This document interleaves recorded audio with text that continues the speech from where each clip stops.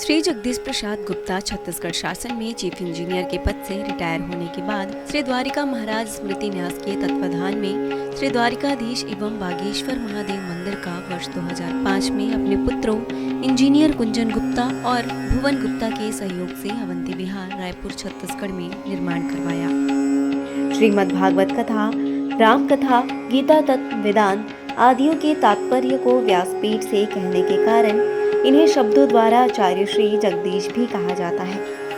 अपना संपूर्ण जीवन परमात्मा की सेवा में दे दिया। आपने परमात्मा भगवान श्री द्वारिकाधीश के दिव्य गुणों और कर्मों को लेकर अभी तक 15 ग्रंथों की रचना की है। इन सभी ग्रंथों को भारतवर्ष के जगत गुरु और महापुरुष संतों के द्वारा आशीर्वाद प्राप्त हुआ है। इनमें से श्वेता स्वरूप उपनिषद, श्री राम कथा अमृत से अनमोल, मुंडक उपनिषद, कथा उपनिषद, सरलतम बोध, इन पुस्तकों पर उनके सारे प्रवचन यूट्यूब पर अपलोड कर दिए गए हैं। किताबों का नाम डालकर लिंक ओपन करके आप उसका आनंद उठा सकते हैं। उनके ग्रंथ श्रीमद् भागवत और वेदांतसार के द्वितीय खंड के चतुर्थ विचार कृपा ही पोषण है। इसका उद्बोधन सुन रहे हैं आप। उनके ग्रंथ श्रीमद् भागवत और वेदांतसार के द्वितीय खंड के चतुर्थ विचार कृपा ही पोषण है। इसका उद्बोधन सुन रहे हैं आप। हरि ओम।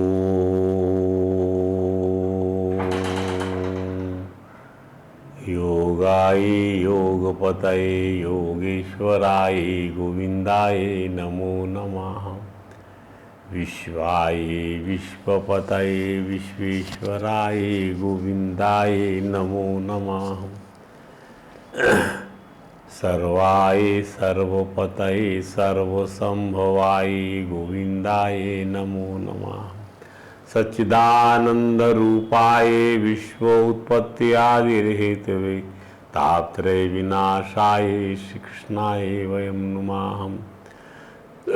समं प्रशांतं सुमुखं दीर्घचारु चतुर्भुजं सुंदर चारुग्रीवं सुकपोलं शुचिस्मितं समान कर्णविन्यस्त स्फुरन्मकराग्रकुण्डलं हेमाम्बरं घनश्यामं श्रीवत्सांग श्रीनिकेतनं शङ्खचक्रगदापद्मं वनमाला विभूषितं नूपुरैर्विलसितपादं कौस्तुभप्रभयायुतं द्युमत्किरीटकटक कटिसूत्राङ्गं सर्वांग मनोहरं हृदं कृपा प्रसादेक्षणं सुकुमारम् अभिध्यायेत् सर्वांगेषु मनोदद वंशी विभूषितकरान्नमुनीर्दाभा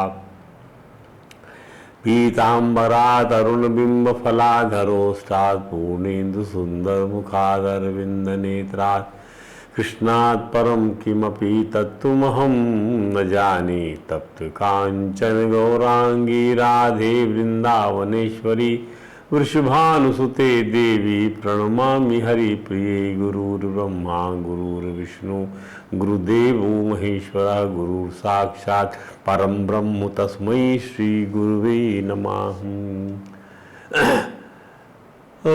जगत में आजा फिर से राम, बजा जा ब्रज में वंशी श्याम। गाइए। जगत में आजा फिर से राम, बजा जा ब्रज में वंशी श्याम। चाहे वृंदावन में आओ, चाहे अवधपुरी मन भाओ, कहीं करो विश्राम आपके दोनों सुंदर धाम। जगत में आजा फिर से राम, बजा जा ब्रज में वंशी श्याम। दोनों रूप हमें अति प्यारे, दशरथ सुत अरु नंद दुलारे। राम बनो या श्याम जगत में, आजा फिर से राम, बजा जा ब्रज में बंसी श्याम। हरे राम राम राम हरे हरे, हरे कृष्ण कृष्ण कृष्ण हरे हरे। बोलिए परात्पर पवन त्रिलोकीनाथ भक्तवांछा कल्पतरु भक्त वत्सल कृपण वत्सल शरणागत वत्सल भगवान श्री द्वारकाधीश महाराज की जय, भगवान श्री बांकी बिहारी लाल की जय, भगवान श्री राज बिहारी लाल की जय, भगवान श्री राधा कृष्ण सरकार की जय, राधा दामोदर नाथ की सदगुरु भगवान की जय, समस्त गुरु भगवान की जय, श्री चैतन्य महाप्रभु जी महाराज की जय, देवर्षि नारद जी महाराज की जय, भगवान श्री व्यास जी महाराज की जय, परम भागवत भगवान श्री सुखदेव जी महाराज की जय। जय श्री राधे, जय जय श्री श्याम। आइए श्रीमद् भागवत और वेदांत सार आज द्वितीय खंड को प्रारंभ करेंगे। प्रथम खंड हमने समाप्त किया, जिसमें हमारे इस पुस्तक में 3 विचार पिरोए गए थे। सर्ग के द्वारा परमात्मा का निरूपण और विसर्ग द्वारा परमात्मा का निरूपण, और पहला विचार था महात्म्य और वेदांत का तात्पर्य। अब जैसा कि श्रीमद् भागवत के तत्व को बतलाया है भगवान शुक्र विद्वानों ने कि सत्र सर्ग विसर्ग स्थान पोषण ऊति, तो हमने सर्ग और विसर्ग को ले लिया। अब थोड़ा सा स्थान के बारे में बताते हैं। और पोषण जो है वो कृपा भगवान की, वही पोषण है, वही पोषित करती है। कृपा भगवान की कृपा ही तो पोषित करती है। कृपा एक ऐसा सद्भाव है, हृदय की एक ऐसी वृत्ति है कि जिसमें केवल और केवल पुष्टि होती है। तो सर्गो अथ विसर्गश्च स्थानम पोषणम ऊतयाः। थोड़ा सा स्थान के बारे में जान ले, फिर हम पोषण के ऊपर में आते। यही चतुर्थ विचार की विषय वस्तु है।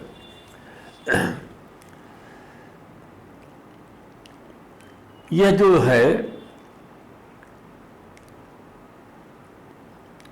भागवत के विद्वान स्थिति शब्द का तात्पर्य बतलाते हुए कहते हैं, स्थिति क्या है? भागवत के 10 लक्षणों में से एक है स्थिति। सृष्टि के वर्ण के उपरांत हम इसके बारे में बात करते हैं।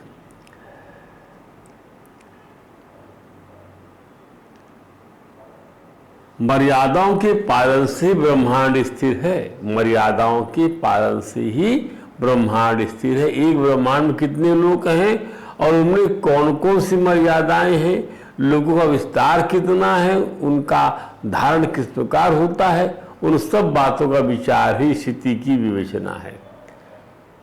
ये भागवत की विषय वस्तु, भागवत के लक्षणों में स्थिति शब्द के ऊपर में हम बता रहे हैं स्थिति का मतलब क्या है।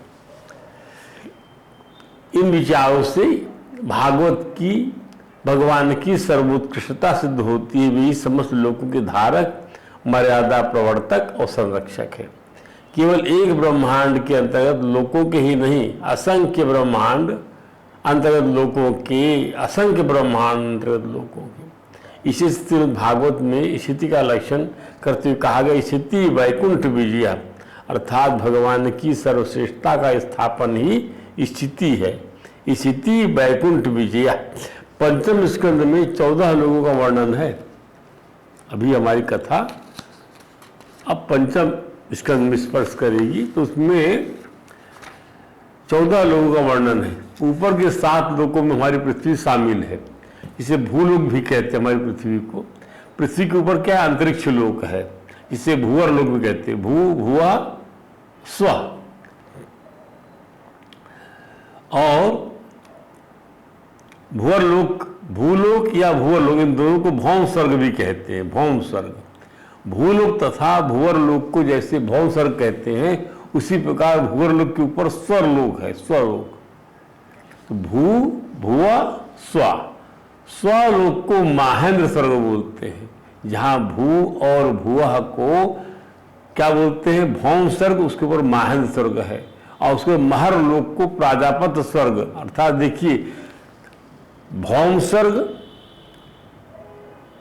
उसके ऊपर में क्या है, महेंद्र सर्व, प्रजापत सर्व, और उसके बाद ये सब सर्व खत्म हो गया, फिर जन लोक, तप लोक, सत्यलोक को ये सब बाह्य स्वर्ग कहलाते हैं। क्या बात है, यानी पृथ्वी भी स्वर्ग है जिसको भौम स्वर्ग कहते हैं, भुआ भी स्वर्ग है जिससे भौम स्वर्ग कहते हैं, और स्व जो है वह क्या है, स्व को महेंद्र स्वर्ग, जहां पर इंद्र विराजमान है वो महेंद्र स्वर्ग है, और उसके ऊपर क्या है, प्राजापत वर्ग है, महरलोक को प्राजापत्य स्वर्ग कहते हैं, माने उसके ऊपर प्रजापतियों का वास होता है, और उसके ऊपर जनलोक, तपलोक एवं सत्यलोक को क्या कहते हैं, बाह्य स्वर्ग कहते हैं।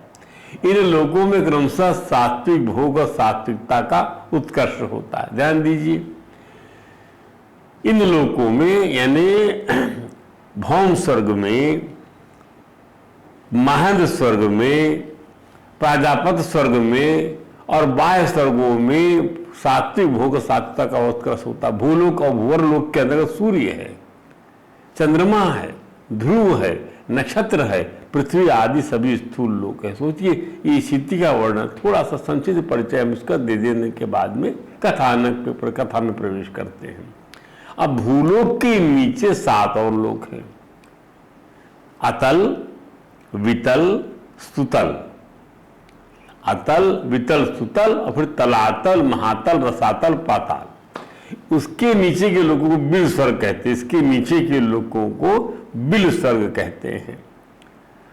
इनमें ऊपर के लोगों से भी अधिक विषय भोग करने का अवसर है। ध्यान दीजिए, इसकी इन्हें ये 7 जो भूलोक के नीचे हैं, अतल, वितल, सुतल और तलातल, महातल, रसातल, पाताल के नीचे बिल स्वर्ग है।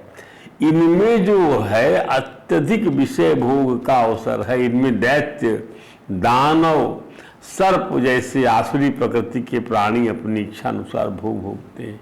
ये है भगवान का एंटायर साम्राज्य। तो स्थिति रक्षण करने में भूलोक के 7 विभाग हैं, अर्थात जिनसे 7 द्वीपों का परिचय प्राप्त। अब हमारी पृथ्वी पे आइए, 7 द्वीपों का परिचय प्राप्त होता है। भूलोक माने हमारी पृथ्वी ही नहीं, बल्कि इसके अंतर्गत बहुत से सूक्ष्म और अदृश्य लोक भी हैं। बहुत सारे सूक्ष्म और अदृश्य दिखाई नहीं पड़ते जो, इसलिए इन द्वीपों को और उनके चारों रहने वाले समुद्रों को स्थूल जलमय समुद्र नहीं मानना चाहिए। हाँ, दिखाई नहीं पड़ते। ये सब वातावरण है। एक द्वीप के ऊपर समुद्र, फिर द्वीप, फिर समुद्र, इस क्रम से 7 द्वीप और 7 समुद्र स्थित हैं। उन 7 द्वीपों के नाम है जम्बू द्वीप। ध्यान दीजिए, 7 द्वीप, जम्बू द्वीप। तो जम्बू द्वीप में भारत खंड है जैसा बोलते हैं। तो जम्बू द्वीप, प्लक्ष द्वीप, शाल्मली द्वीप, कुश द्वीप, कौच द्वीप, शाक द्वीप और पुष्कर द्वीप, ये 7 द्वीप हैं। जरूरी सब समुद्र आपको दिखाई पड़े। ध्यान दीजिए, स्थूल रूप में, भौतिक रूप में। तो ये जम्बू द्वीप, द्वीप माने जो चारों ओर समुद्र से घिरा हो, तीनों ओर से, तो घिरा हुआ हमारा भारतवर्ष। ये द्वीपों क्रमशः लवण समुद्र,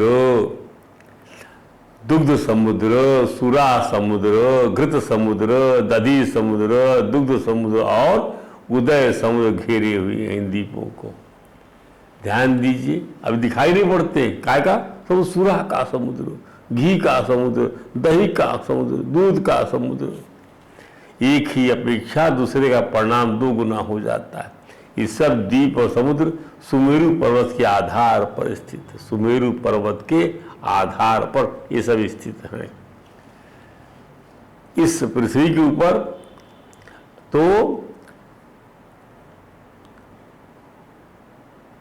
सुमेरु पर्वत स्थूल नहीं है। सुमेरु पर्वत क्या स्थूल नहीं है, अर्थात फिजिकल उसका आपको समझ नहीं, फिजिकली उसके बारे में समझ में नहीं आएगा। उसी की शक्ति रज्जु में बंधकर, उसकी शक्ति रूपी रस्सी में बंधकर सबके सब सूक्ष्म लोग स्थित रहते हैं। क्या बात है, वो बांधे हुए है अपना। जो आपकी कल्पना से परे है। आकाश में अनेकों प्रकार के वायुमंडल हुआ करते हैं। इस पृथ्वी के ऊपर उड़ने पर थोड़ी ही दूर बाद ऐसा वायुमंडल प्राप्त होता है जिसमें विमान नहीं उड़ सकता। हमारा वायुमंडल पृथ्वी तत्व प्रधान लोक का वायुमंडल है। जो लोक केवल जल तत्व प्रधान अथवा अग्नि तत्व प्रधान है, उसके वायुमंडल में बहुत अंतर होना निश्चित ही है। ऋषियों ने समाहित बुद्धि से उन सब स्तरों का अनुभव करके उनका नामकरण किया है। उन सबसे के बीच में जम्बू द्वीप स्थित है। ध्यान दीजिए, आज जितने पृथ्वी स्थूल सृष्टि से उपलब्ध होती जितनी, वो सब जम्बू द्वीप के ही अंतर्गत है। जितनी स्थूल पृथ्वी उपलब्ध होती है वो जम्बू द्वीप की पृथ्वी है, जिसमें रहते हैं, जो रहने का पोर्शन है, हमारा थल वाला पोर्शन है। इसका प्रमाण ये कि समस्त पृथ्वी 4 समुद्र से ही परिवेष्टित है। सही है, बल्कि ये संपूर्ण पृथ्वी जम्बू द्वीप का एक अंश है। जम्बू द्वीप के 9 खंड हैं। ध्यान दीजिए, जम्बू द्वीपे भारत खंडे, उसमें जो 9 खंड में 9 वर्ष हैं, तो ये खंड मतलब एक खंड भारतवर्ष है और शेष देवलोक के ही भेद हैं। अब भागवत में इसका वर्णन किया गया क्या कि जम्बू द्वीप में भारतवर्ष ही कर्म क्षेत्र है और दूसरे 8 वर्ष स्वर्ग से लौटे हुए लोगों के लिए शेष पुण्य का उपभोग करने के स्थान, उनका नाम उद्भव स्वर्ग है। मतलब क्या है, वह थोड़ा ऊपर चले गए पृथ्वी से। लिखने के भारतवर्ष में ही पाप पुण्य आदि के भेद हैं और हमारा यही उनका फल मिलता है। भारतवर्ष की भी 9 खंड, अब हमारे भारतवर्ष की 9 खंड है। जहाँ जम्बूद्वीप के 9 खंड है, उसके बाद भारतवर्ष के 9 खंड, परंतु हमारा भारत सर्वप्रधान है। इसलिए इसका नाम, दूसरा नाम न रखकर भारतवर्ष के हृदयभूत इस द्वीप को भारत या हिंदुस्तान कहा जाता है। जैसे भूलोक का विस्तार बहुत बड़ा होने पर भी कहीं कहीं इस पृथ्वी को ही भूलोक कह देते हैं, वैसे समस्त मृत्युलोक का नाम भारतवर्ष होने पर इस महाप्रधान द्वीप को कहीं कहीं भारतवर्ष कह देते हैं। यह पृथ्वी की महान परिमा का परिचायक है। एक और महत्वपूर्ण तथ्य ये है कि जम्बू द्वीप का एक खंड भारतवर्ष जो कि कर्म हुई है, अन्य खंड क्या है इसके, हमने बताया ना इसके, और जो है 9 खंड है। सही, तो एक खंड भारतवर्ष हो गया जो कर्म हुई है। अन्य खंड है किम पुरुष वर्ष, भद्रास वर्ष, हरिवर्ष, केतुमाल वर्ष, रम्यक वर्ष, हिरण्यक वर्ष, उत्तर कुरु वर्ष, इला वर्ष, इलावृत वर्ष। इस प्रकार से ये जो 9 बन गए। तो इसी प्रकार जम्बू द्वीप के अलावा अन्य द्वीपों के भी इसी प्रकार खंड प्रखंड है। अन्य द्वीपों, जम्बू द्वीप के अलावा अन्य द्वीपों के भी इसी प्रकार खंड प्रखंड हैं। ध्यान दीजिए, परंतु भारतवर्ष महान है कि देवता भी भारतवर्ष में उत्पन्न मनुष्यों की इस प्रकार महिमा को गाते हैं। क्या गाते हैं? ये भारत से महिमा है। देखिए, इस बात के ऊपर में पौराणिक चीज नहीं है। आपकी समझ में यदि कोई चीज ना आए, पौराण में उल्लेख है पुराण में, पर आप उसको, उसके लिए शास्त्र प्रमाण है, बस इतना समझिए। क्या है भारतवर्ष की महिमा? अहो अमीशां किम कारिशोभनम प्रसन्नेशां स्वीदुत स्वयं हरिः। अहो अमीशां किम कारिशोभनम प्रसन्नेशां स्वीदुत स्वयं हरि। भारत वर्ष में भगवान की सेवा के योग्य मनुष्य जन्म प्राप्त किया जिन जीवों ने, उन्होंने ऐसा क्या पुण्य किया है? किम कार्य शोभनम, किस प्रकार का शोभन कार्य किया उसने, अथवा इन पर श्री हरि स्वयं प्रसन्न हो गए क्या? श्री स्वयं स्वीदित, ऐशाम स्वीदित स्वयं हरि ही। यही जन्म लब्धम निशुभारताजिरे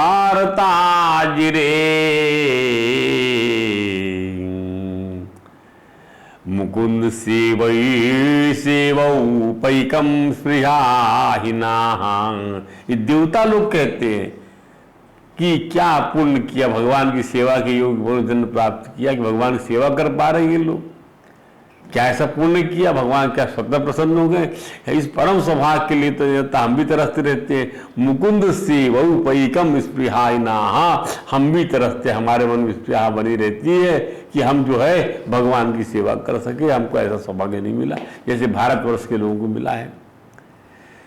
वे लोग भारतवर्ष की महिमा का अभिनंदन करते कहते हैं, कठोर यज्ञ तप व्रत दान आदि करके स्वर्ग मिल जाने जैसा लाभ तुच्छ है, क्योंकि वहाँ तो इंद्रियों के भोगों की अधिकता के कारण स्मृति छिन्न हो जाती है, परंतु प्रभु श्री नारायण के चरण कमलों की स्मृति होती ही नहीं। क्या लाभ स्वर्ग के एक एक कल्प तक की आयु का, क्या लाभ? क्योंकि स्वर्ग का भोग चुकने पर संसार के चक्र पुनः लौटना पड़ता है। अब भारत भूमि की छोटी आयु में मनुष्य अपने मर्त शरीर से किए हुए संपूर्ण कर्म श्री भगवान को समर्पित करके उनका भय पद प्राप्त कर सकता है।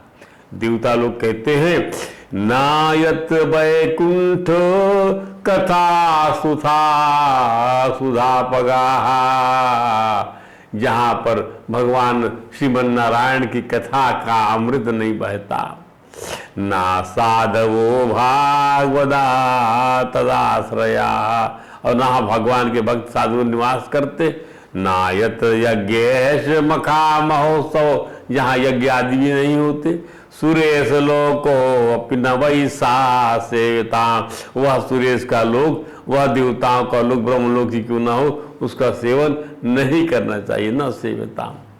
देवगण यह भी कहते हैं कि जिन जीवों ने इस भारतवर्ष में ज्ञान तदनुकूल कर्म, उस कर्म के उपयोगी द्रव्य सामग्री से संपन्न जन्म पाया है, वे यदि आवागमन चक्र से निकलने का प्रयत्न नहीं करते तो व्याध की फांसी से छूटकर भी फलादि के लोभ से उसी वृक्ष पर विहार करने वाले वनवासी पक्षियों के समान फिर बंधन में पड़ जाते हैं।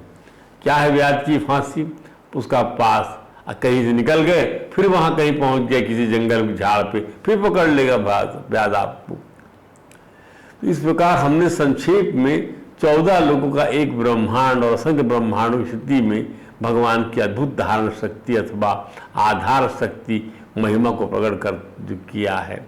साथ ही प्रत्येक लोक में कर्तव्य अकर्तव्य, उनके सुफल कुफल और महान नियंत्रण को देखकर सहृदय पुरुष नियंत्रण रखने वाले भगवान के चरणों में निछावर हो जाता है। इस नियंत्रण और न्याय के साथ भगवान की दया भी पूर्णता रहती है। इसलिए ठाकुर जी की स्थिति या मर्यादा का संचित परिचय प्राप्त करने के भगवान के पोषण अर्थात अनुग्रह, पोषणम तद अनुग्रह के वर्णन के पूर्व भगवान ऋषभ द्वारा अपने स्वपुत्रों को दिए गए उपदेश पर हम विचार करते हैं। स्वयंभू मनु के पहले पुत्र का नाम था महाराज उत्तानपाद, जिनके पुत्र थे कौन? ध्रुव, महाराज ध्रुव,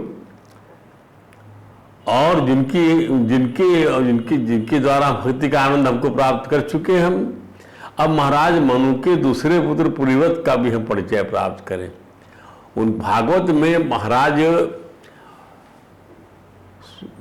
मनु के दोनों पुत्र उत्तानपाद और पुरीवत के वंशावली का वर्णन है, और उनकी पुत्रियों का, देवहूति जो कर्दम जी को ब्याही गई, आकृति जो रुचि प्रजापति को ब्याही गई, और प्रसूति जो दक्ष प्रजापति को ब्याही। इन्हीं का सब वर्णन कथानक में आपको इसी के अंदर में संपूर्ण ब्रह्म ज्ञान मिलता है। भगवान की भक्ति, भगवान के विराग, ज्ञान, उपासना, सब चीज इनके कथानक पिरो दिया भगवान व्यास ने। सात दिन कथा में सब बातें जो 10 लक्षण है भागवत की वो नहीं आ पाते पूरे। हमने अपनी किताबों में 6 खंडों में इसको उतारने का प्रयास किया है, और उसका हम मनन करते रहते हैं और उसका प्रवचन करते रहते हैं। स्वयंभू मनु के अब महाराज प्रियव्रत जो दूसरे पुत्र हैं महाराज स्वयंभू मनु के, यानी उत्तानपाद के भाई, पहले सांसारिक ऐश्वर्य से विरक्त थे। इनको संसार में कोई रुचि नहीं थी, परंतु ब्रह्मा जी ने आकर, ब्रह्मा की वंशावली है ये, ब्रह्मा के पुत्र स्वयंभू मनु और उनके पुत्र ये लोग, ध्यान दीजिए, तो आकर अपने इस पोते के पूर्वाग्रह को निरस्त करते हैं और गृहस्थ धर्म के अनुपालन जागृत करते हैं। क्योंकि ब्रह्मा जी सृष्टि का विस्तार करते हैं, वो नहीं चाहते कोई सृष्टि विस्तार से विमुख हो। अब प्रियव्रत जो थे उनमें तो बाई बर्थ ये चीज आ गई थी कि हमको सृष्टि का विस्तार करना नहीं है, हम ग्रह धर्म बसाना नहीं है हमको। तो ब्रह्मा जी खुद ही आते हैं और अपने अपने पुत्र नारद जी के आश्रम में पहुंचते ब्रह्मा जी, और इसी आश्रम में रहकर भगवान के परम भक्त परिव्रत नारद जी की चरणों सेवा करते हुए ब्रह्म सत्र की दीक्षा लेने वाले ही थे, अर्थात सन्यासी बनने ही वाले थे। नारद जी शिक्षा दीक्षा देने ही वाले थे कि अचानक जो है यहाँ पर ही पहुंच गए कौन? ब्रह्मा जी। उनके पिता महाराज मनु ने उन्हें राज शासन के लिए आज्ञा दी थी। किसने ने? परिव्रत को स्वयंभू मनु ने आज्ञा दिया था महाराज परिव्रत को। महाराज परिव्रत तो अखंड समाधि योग के द्वारा अपनी सारी इंद्रियों और क्रियाओं को भगवान वासुदेव के चरणों में ही समर्पित कर चुके थे। पिता की आज्ञा पाकर भी असमंजस पड़ गए, क्योंकि पिता की आज्ञा का उल्लंघन ध्यान से करने योग्य नहीं थी, पिता की आज्ञा उल्लंघन करने योग्य नहीं थी। अब महाराज परिव्रत को लगा कि राज्याधिकार और स्त्री पुत्रादि का असत प्रपंच उनके आत्मस्वरूप को पराभूत कर देगा। ये संसारिक प्रपंच से वो जो है आत्म साक्षात्कार नहीं कर पाएंगे। अतः उन्होंने अपने पिता की आज्ञा को मानने में अपनी असमर्थता जाहिर किया। परंतु ब्रह्मा जी तो निरंतर इस गुणमय प्रपंच की वृद्धि चाहते हैं, अतः और इस हेतु उन्हें भगवान की आज्ञा पालन करना होता है। तो उन्होंने परिव्रत के इस पूर्वाग्रह को, विरह जीवन को कि जीवन ही एकमात्र प्रभु का अभिष्ट होता है, जो धारणा बना रखी थी किसने? परिव्रत ने, उसका उन्होंने अपने दिव्य उपदेश से उसके अंदर में उसकी आशंकाओं को दूर कर दिया कि केवल विरह जीवन ही एकमात्र प्रभु का अभिष्ट नहीं है।